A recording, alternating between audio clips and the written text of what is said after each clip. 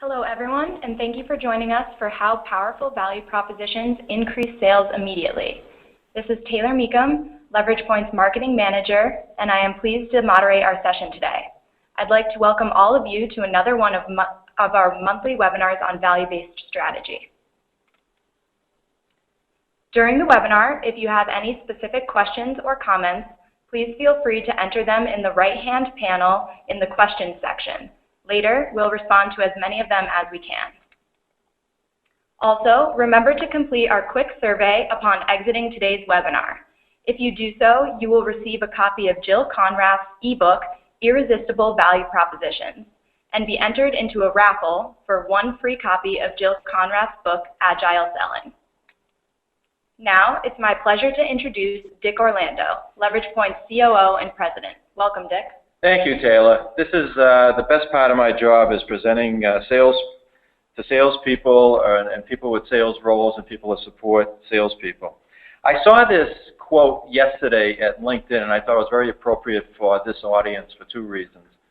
One is sales tools are always being put in front of marketing and salespeople to help make salespeople more productive. And the issue of change always comes in. Well, disruptive technology, and I think Salesforce.com is probably the best one that I could come up with, changes the status quo.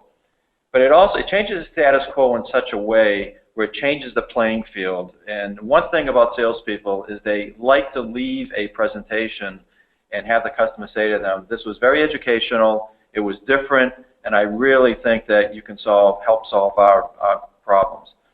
But second of all, it really is from a customer's perspective that, and you'll see later, that a vast majority of forecasted opportunities do not end up in decisions. They end up in a customer staying with the status quo.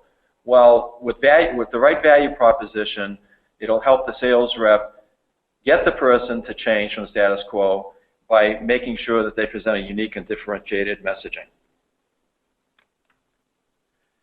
The first way is to start as a value proposition. And the best that I've seen is from Jill Conrad. And a value proposition is a clear statement to the customer, the person you're presenting to, that what are the tangible results that have a positive impact on your business, and what is the business value that we're bringing to the table.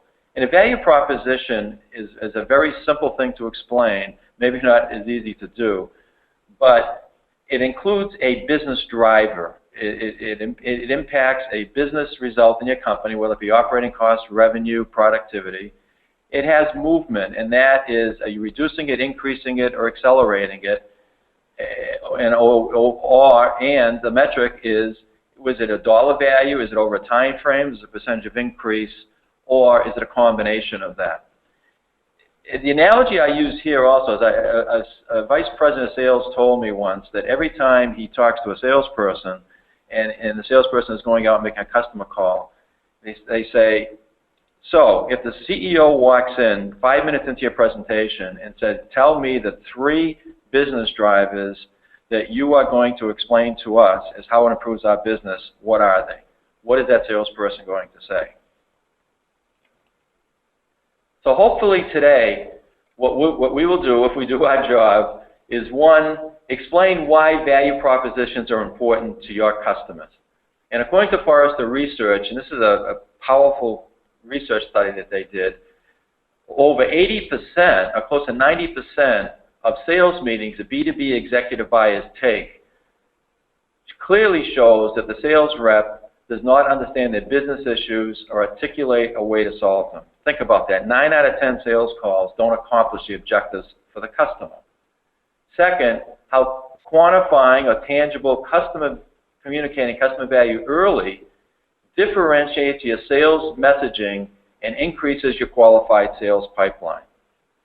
According to Sales Benchmark Institute, 6 out of 10 deals that are forecasted do not end up in decisions. That means you lose to no decision more than all other competitors combined. With only 100 sales days, business days left in the fiscal year 2015, that's a pretty scary thought to VPs of sales. That 6 out of 10 forecasted deals are not going to come in. I just don't know which 6 out of 10. And thinking if you could reduce that 60% to 55% or even 50%, and you have 10% more qualified deals, it surely will result in more business. And 3, and probably the most exciting part of this presentation is when Brian shows you an example SMART value proposition. And SMART meaning, back to the disruptive technology, the old approach, and the way I was brought up in sales, is you present with PowerPoints or with Excel spreadsheets with static collateral during and after the presentation. The new approach, which is being demanded by customers, is you enable sales teams to walk in with a web-based sales tool that stimulates collaborative conversations with decision makers. That CEO who says, get to the point, which is focused on their business priorities, and most important, that with 1 click or 2 clicks, that the sales rep can change the assumptions of the presentation to meet closer to what that CEO is looking for and show an ROI in real time. It's really exciting technology.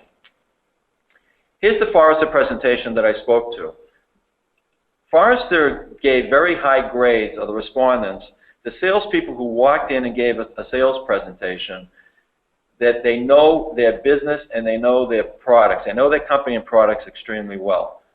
Where the customer was disappointed was it just took them a long time to get to the point, and basically 87% of the salespeople did not understand my meaning the business decision maker, my issues, and where they can help. And this is like really important because as salespeople, you clearly understand that probably the least amount of time that you spend is in front of the customer. So these 1 hour, 90-minute sales meetings are very, very critical. Now, when asked by Aberdeen Group, what can marketing do to help salespeople the most, it was very interesting. They based 52% said you can help us by differentiating our messaging and give us sales presentations to tell a better, unique story. Translated means, how do I differ myself in front of the client versus the competition and versus the way they're doing business today? Well, it's a real conundrum that faces salespeople each and every day. This is a typical salesperson, and I'm sure everybody on the call can appreciate this. This is a salesperson that probably has a very important sales call in the next 3 or 4 business days. And the salesperson wants to really do a good job. So they're looking for content. They're looking for collateral. They're looking for information through a variety of sources. And that salesperson really struggles with that and just starts putting things together. And the sales enablement content offerings do a really good job at putting these all in one place, but they really don't do a good job at putting it together in a presentation format or a presentation platform where the rep can present it in a very logical fashion. And we all know that up to 60%, according to CSO Insights, of a sales rep's time is burdened with other activities besides being in front of the customer or prospecting because they can't find the content or the resources they need fast. So, what are the characteristics of a B2B SMART value proposition? Nothing you're going to see up here is going to be new news to people. It's web-based. By that I mean it's accessible 365 days a year, 7 days a week, 24 hours a day, no matter where you are in the world. There's a repository. Now think about this for the sales VPs that are on the line. What if you could put up your top 20 winning value propositions that can be reviewed and updated, that are reviewed and updated by marketing and sales, that you know a sales rep can go in and give with a moment's notice. 3 is search.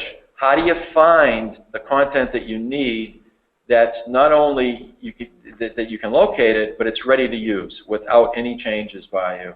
And the value propositions that you can search by any one of multiple criteria, and Brian will show you how to do that, by product, by business segment, by competitor, however you want to search for it. Intuitive.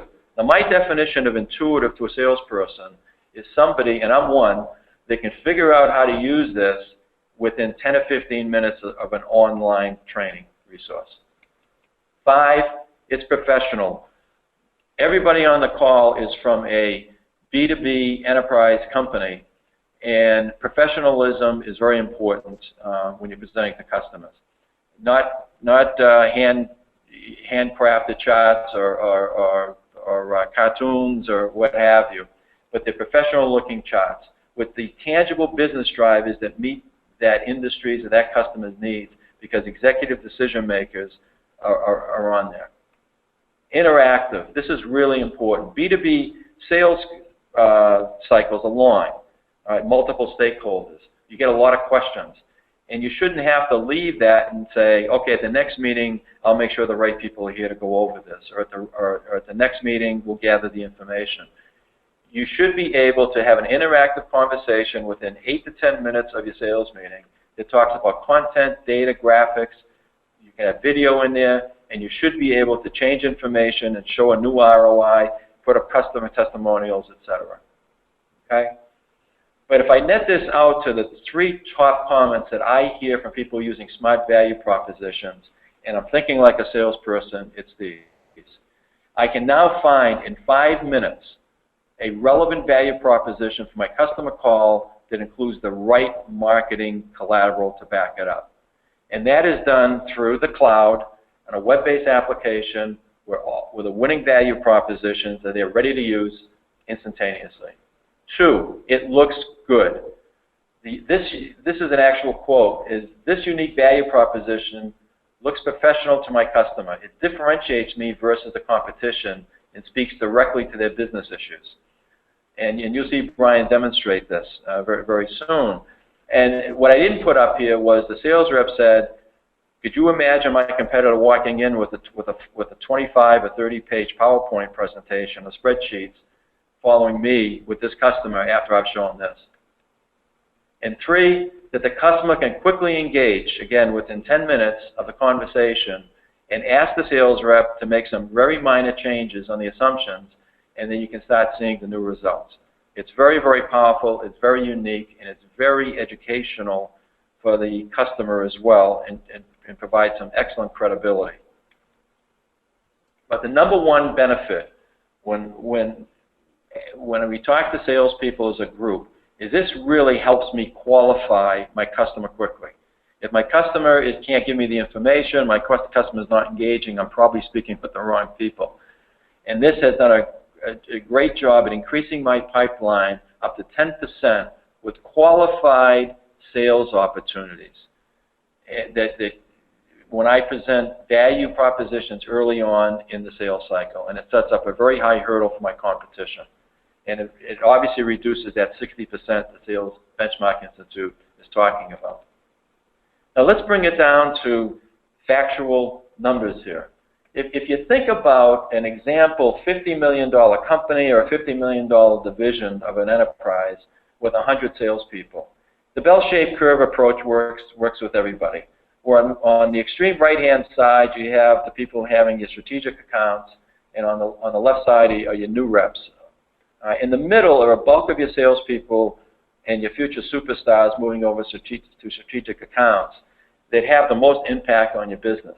As an example, at the $50 million level, it probably looks something like this, where your strategic accounts, you have 10% of your people bringing in 25% of the business. Makes sense. Those are your biggest target accounts.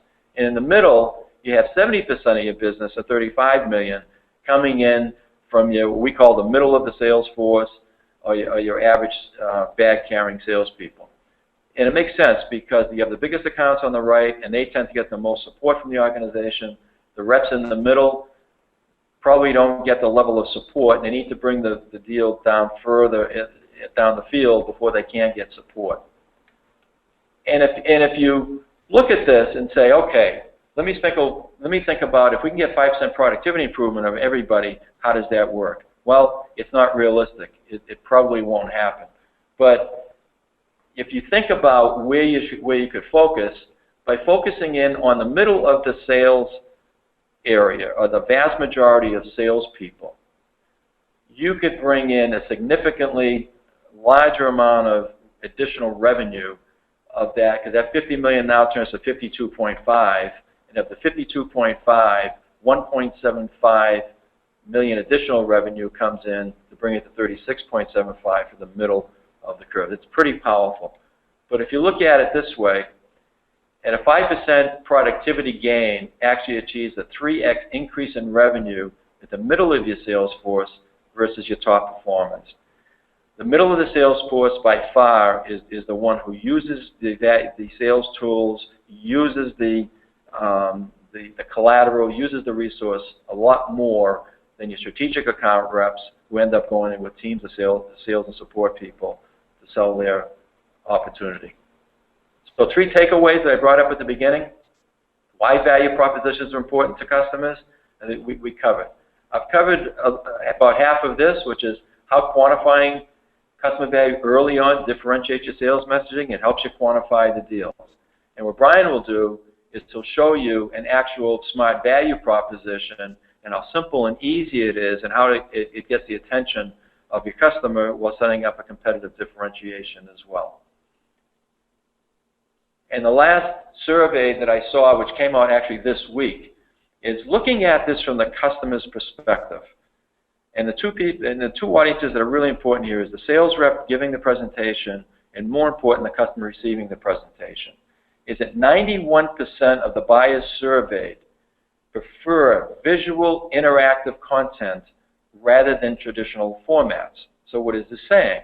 This is saying that a lot of the static presentations that are being sent out today on PowerPoints and the inflexible spreadsheets that are being shown to customers right now are not satisfying the needs of the clients. And the reason is very, very simple, and it's the web.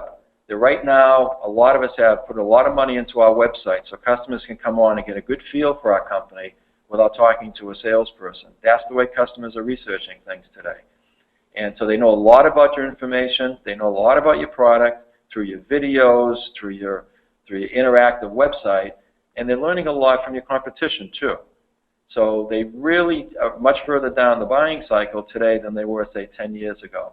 And that's why 9 out of 10 buyers really want to engage in an educational learning session about your company from a visual and interactive content standpoint versus static PowerPoints and Excel spreadsheets. Makes sense. So with that, I would like to turn it over to Brian.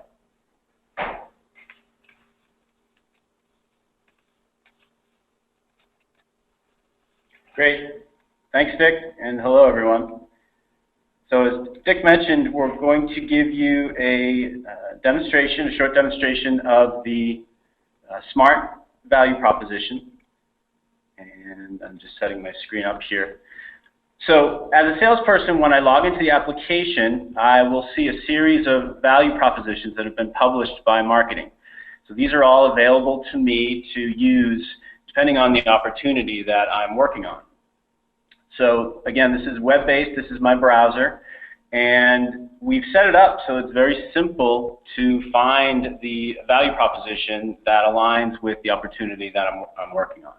There's several ways to do that. We can search by name, or we can search by filters. And the filters, if we notice, we have actually access in this example to 76 value propositions. When I use the filters to kind of focus in on the one that is most appropriate, I get down to 3 value propositions that I can choose from. When I click on the title, it opens up the value proposition on my screen. And so this is what I will be showing to the client. Now the example that we're using today is a fictitious example. It's a specialty chemical company called Dean Chemicals. And they make an advanced automotive coating, or essentially paint for a car. So as a salesperson, I might choose to open up this value proposition and check it out prior to my meeting. And in fact, I can also make changes if I choose to. But what we're seeing here are some very simple points. The value proposition is intended to quickly demonstrate the value of my offering versus the competitive offering. In the case that we have here, the company that we're talking to, and maybe that company is Ford Motor Company, so we'll put in the title of the group that we'll be talking with. They have an existing automotive coding today, and what we're trying to do is to, in our initial meeting with them, to convince them that they should take a closer look at ours. And in fact, if we look at the specific example here, we can see the case made visually in the graphics as well as in the data. And if we look at the data for a moment, we notice that on a per vehicle basis, our competitor is charging $22.40. The price for our solution is $25 per vehicle. So we're actually more expensive.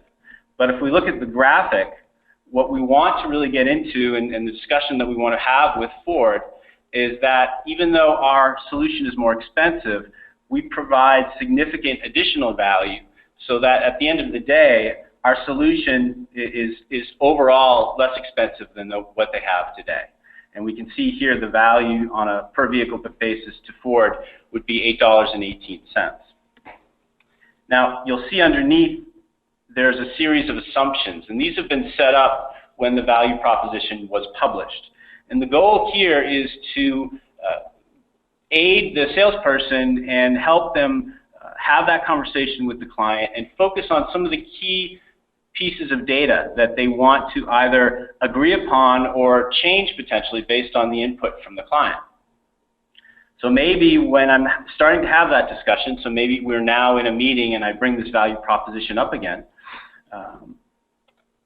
Ford tells me that they're actually doing 50,000 vehicles per year.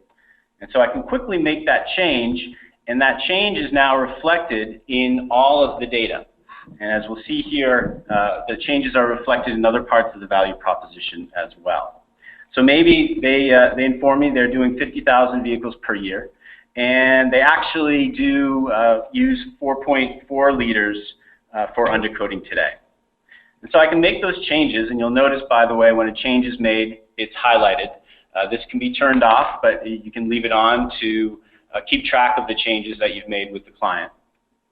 And by the way, I can also look at the information, if I choose to, on an annual basis or for over a multi-year period. And again, that information is very quickly updated based on the metric that I want to use during my discussion. So once we talk through some of the assumptions and maybe we've made those changes, we can start to drill into how we are different from the solution that they're using today. And you'll notice these buttons on the right-hand side. These allow me to change the chart and present the data in a different way to then help me kind of walk through my conversation.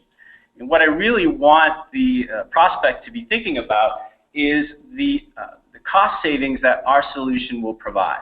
And you'll notice there's 3 green bars here, which represent the 3 main value drivers, if you will, or the 3 main areas that we will provide savings versus what they're using today. And we can see these here: material cost, warranty cost, and weight savings. Now, the 3 areas here also correspond to the buttons underneath the assumptions. And our discussion will be, overall there's a savings, but let's drill in a little bit and discuss how we came up with this calculation, what our logic is. Because if we can get the prospect to generally agree with our logic and agree with our assumptions, then they will begin to take co-ownership of the value proposition, and you've actually won the meeting at that point. Once they agree with you, they can potentially then take that value proposition and begin selling internally for you. But let's not jump the gun. Let's take a look at some of these specific value drivers, and we'll start with material costs. So when I click on that button, I now get a screen specifically devoted to our material cost savings. And the language here is set up so that the salesperson can either let the prospect read it for themselves or they can talk them through the calculations. You'll notice here the overall value that we're providing, and here's the material cost piece that we're happen to be talking about at this moment. So in this case, in the example that we're using, our solution doesn't require undercoating. So that saves the prospect $7.70 per vehicle. And by the way, you'll notice that these changes are highlighted. These are actually changed because of the assumptions that we changed on the first screen. And as you can see, that is automatically reflected through the other numbers. So we can see here it's $7.70 per vehicle, and we may have that discussion, and let's drill into the next one. So we are also making a claim about a reduced aftermarket warranty costs. Now, in many cases, salespeople will be making claims that they'll want to be able to back up. And you'll notice at the bottom of the screen, there are a series of tabs. These tabs are intended to provide information and material that will back up the salesperson's discussion. So what I can start to show maybe are case studies, any kind of technical data that the marketing people have included in the value proposition and have included, hopefully, to help me make the case. For example, there may be a video of a client talking about the fact that we reduced their aftermarket warranty claims. Maybe it's a 30 or 60-second video that I can watch with the prospect. And so there's a lot of different information that you can embed in the tabs down here, and they're kept below until the salesperson needs to access that information. And then finally, if we look at the third area, which is the weight savings, we'll again see a case to be made about the fact that our solution is lighter, and that's going to save the client money as well. So having walked through the three main areas, I can go back to the main screen and again maybe reiterate the value that we're providing. And again, if I choose to change the metrics in terms of the per car or per year, I can do that. But what I can also do now is leave a copy of this with the client. And so we have the ability to export a PowerPoint presentation that essentially reflects the conversation that we just had and also reflects any new information that has been added or changed within the value proposition during our discussion.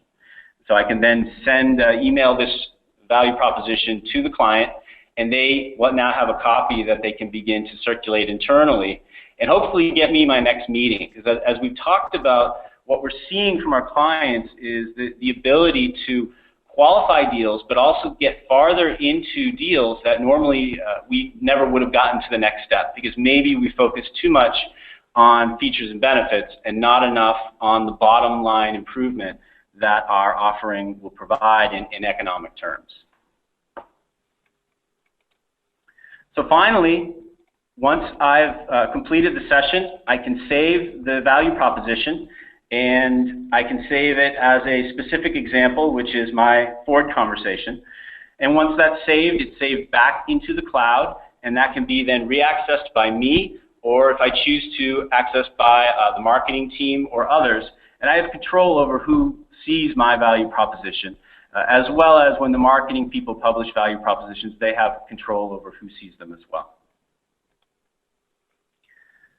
So that is a very quick demonstration of the value proposition. And our goal with these is to enable a salesperson to have a 5 or 10-minute conversation and really get to the point and make an impact with the prospect to then get that next meeting or get a higher level within the organization to be able to get farther down the sales cycle.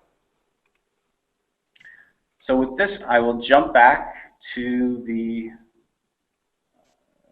other part of the presentation. And one of the questions that I typically get is, how do we get started?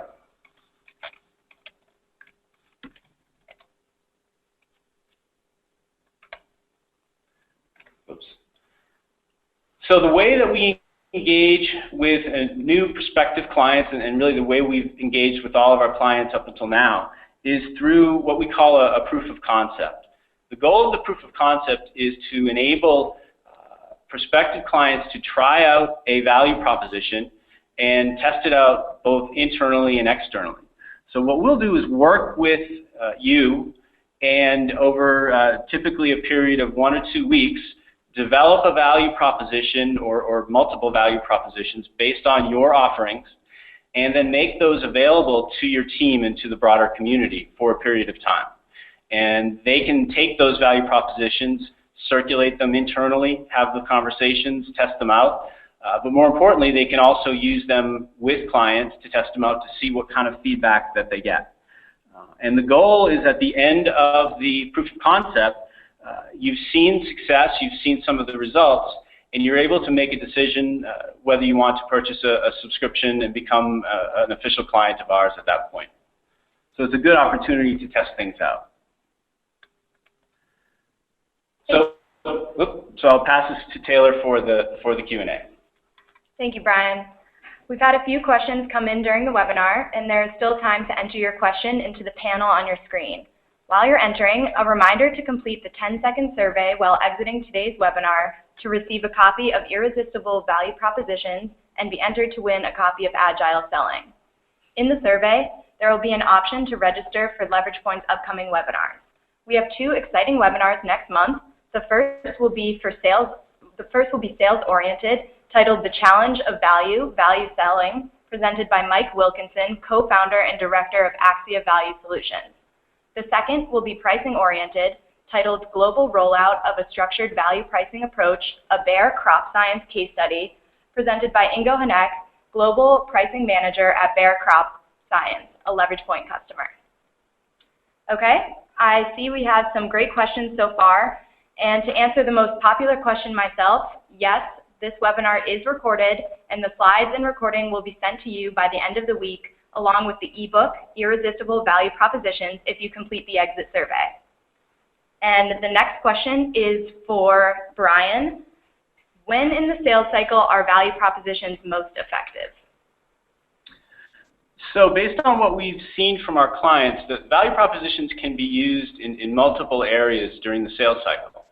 What we're seeing, though, is that using them earlier in the sales cycle can have a major impact on the rest of the sales cycle. In fact, using a value proposition like this, you're able to set the stage, you're able to get access to people higher in the organization, because the economic data that you're providing and the impact that has is of interest to your prospects. And they're willing at that point, once they understand that and once they believe it, they're willing to bring you to higher levels in the organization and essentially accelerate the sales cycle. Of course, the tool can be used in other parts of the sales cycle as well, but we're seeing the greatest impact when it's used early and often. Great, thank you. And this next question is for Dick. Besides direct salespeople, who else in your customers' organizations are using value propositions? Oh, great question. Anybody that has a sales role in the company can use a value proposition. Again, most of our sales cycles are measured in months and quarters versus days and weeks. So during that sales process, it's very important that the right message be delivered to the right person, the right stakeholder at the right time of the sales cycle. So the salesperson is the obvious one that at the beginning, if you don't have a qualified opportunity, you don't get a chance to work on it. But as it enters into the sales cycle, very often we'll have the pre-sales folks, the subject matter experts, the industry experts, use the value proposition as well. And with that, we can show them how they can dig in deeper into the logic as to how we came up with some of the formulas to create the business drivers and the cost savings, as an example. But also, you fast forward it to the end of the sales proposition, that the senior management also uses it, because when you get involved with procurement or you get involved with your top decision makers, you can review the value proposition. And as Brian showed you, any changes that are made during the sales process are captured in the value proposition. So it's, as Brian used a good term, they co-own the value proposition. So, and that's at a high level, that's all the people. Also, we've had cases where distributors and partners as well can use the value propositions. Thank you. This next question is also for Dick. How do clients address the challenge of salespeople adopting a new sales tool? You gave me all the easy ones, right? It's no secret that salespeople are very, very resistant to change. And we understand that. Yet, when salespeople find out that their peers, preferably in the company, have used it and tested it and it's working, then 2 or 3 sales people or even pre-sales people that say they use it in front of a customer and it worked, help them get the next meeting, help them re-engage with a client, help them get into a new division. Then all of a sudden, the 2 or 3 people turn into 22 people, turn into 50 people, turn into 100 plus people that have adopted it. But the best way to do it really is to evangelize it by the methods that you normally communicate within the organization.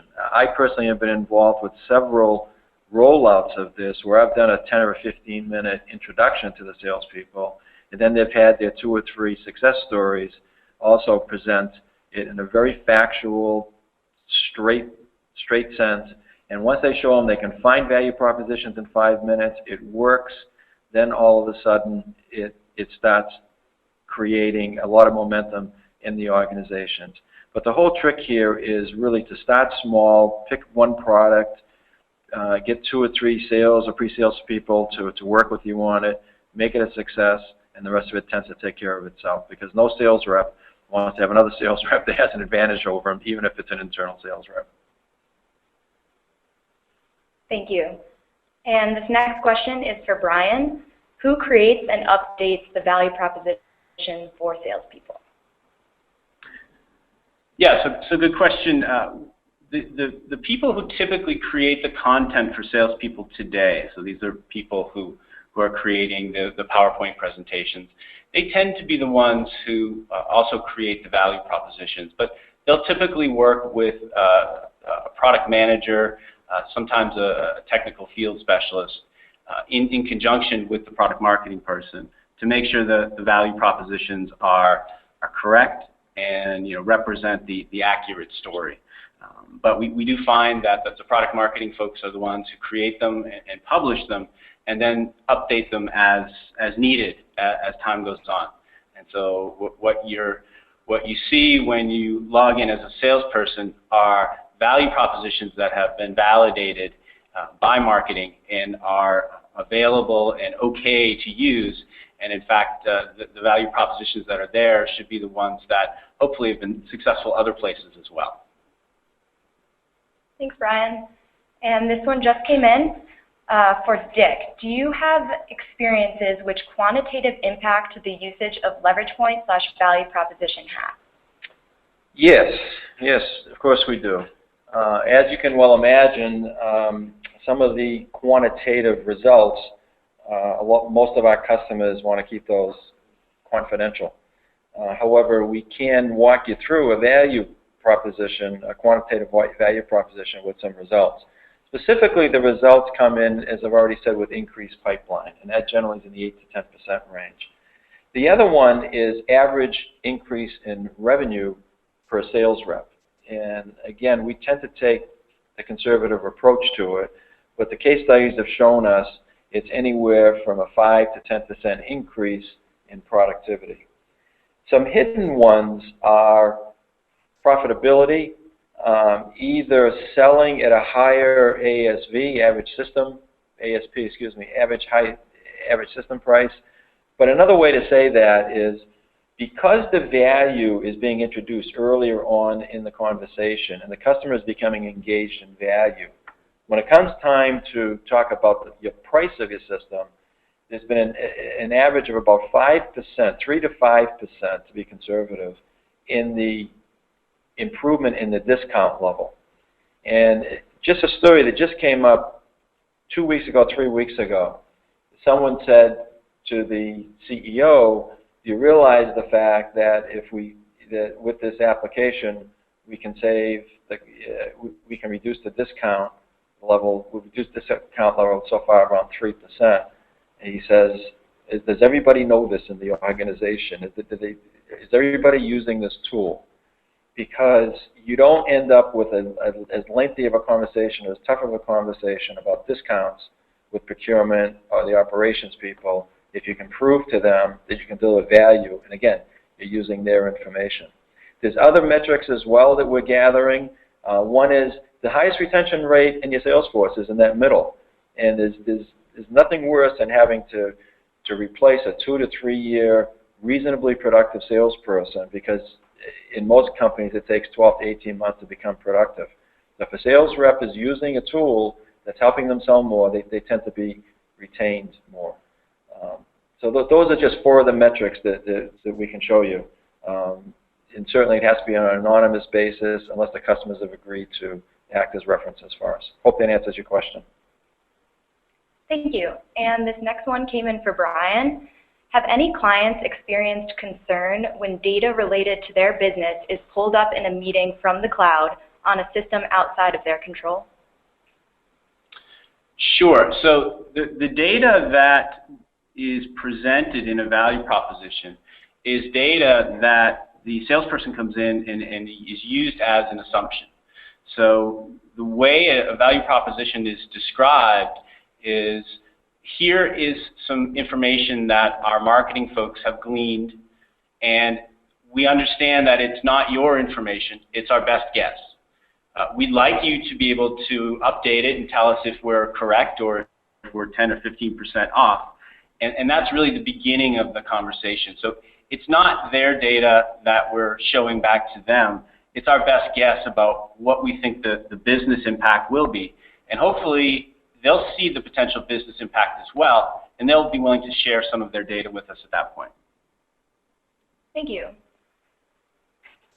And the next question for Dick. What type of training does LeveragePoint provide at helping customers create and format value propositions? Okay, and as Brian mentioned, we go through a proof of concept. So what we ask for is that you pick a product, preferably an existing product where it has strategic value to the company, where you have some differentiation. You give us some information, and we'll get on the phone and talk to your marketing, your salespeople, and get what you feel are the business drivers. Or you could provide us a spreadsheet, if you're using spreadsheets today to communicate this, or you could provide us some written collateral. And then what we do is we do a train the trainer. We actually end up doing it for you the first time and creating this value proposition. So in the future, if you want to do them yourself, you can do them yourself. But within 8 to 10 business days, you'll have your second or third pass at a value proposition that you'll be able to use. Now, as far as creating your own value propositions moving forward, we will train you how to do that as well. And most of this training is done through a combination. It's all web-based of one-on-one coaching sessions that are preceded by group sessions where we'll go over a value proposition and how to create the value proposition. And that has worked out extremely well for our clients. And again, it depends if you want to do it yourself or you want us to do it for you every single time. It's relatively straightforward. Great, thank you. And that is all the time we have for today. So we'd like to thank you again for attending our LeveragePoint webinar. And please complete the exit survey upon exiting the webinar. Have a great day.